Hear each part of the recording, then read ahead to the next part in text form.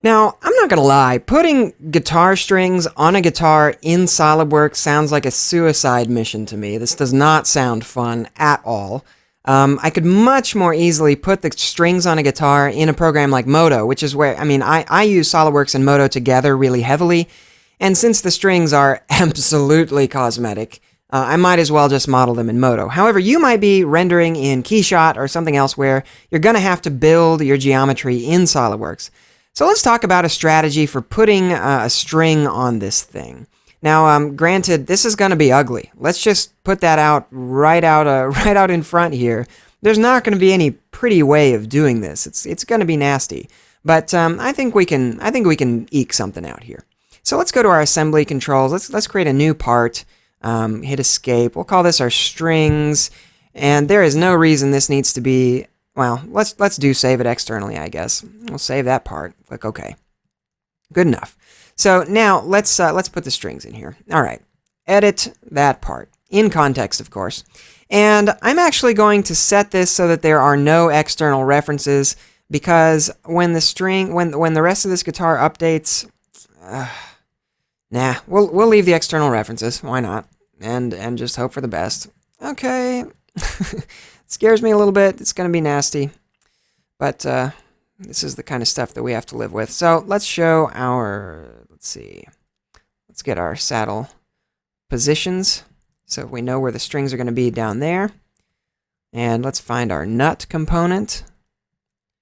And we'll find the string positions in there as well, in the imported part. Beauteous. Those should be useful to us. Now to create the actual length of the strings, obviously that's pretty much linear, so let's not worry about that too much.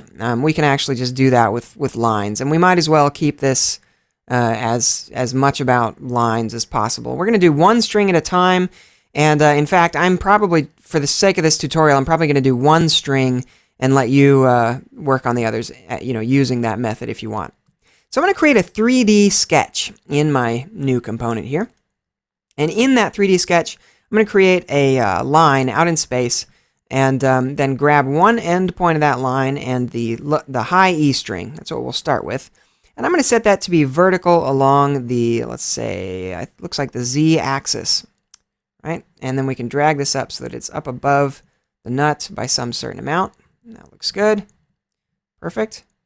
And then we could set how high we want that to be with a dimension if we want. Whoops. But before we do that, let's actually lock down the other half of this. I'm going to control-click on that point. Zoom way on down here. Control-click this point, and then set those to be along the Z-axis as well. So this guy is right above there.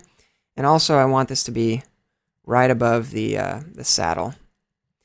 All right, and now we're going to have to add a point to the bridge here, to the saddle. Let's put a point right here on the edge of our saddle. It might throw it out in space somewhere really weird. There it is. And what is that coincident to? Oh, it's coincident to that face. Whoops. There we go. Pull this on over. Make sure that that also is right above that E string location on the Z axis. Then we could set a height between those two things of whatever we think is reasonable. Let's say it's a 0.5 millimeter because this is going to be a tiny little string. I mean, 0.5 millimeter is more than enough, but this is cosmetic after all. And then up here, we're going to do the same thing. We'll just put a distance between those two things. We'll call that also a 0.5 millimeter. Now we have the first sketch in our string, in our three-dimensional string. But that, my friends, is the easy part.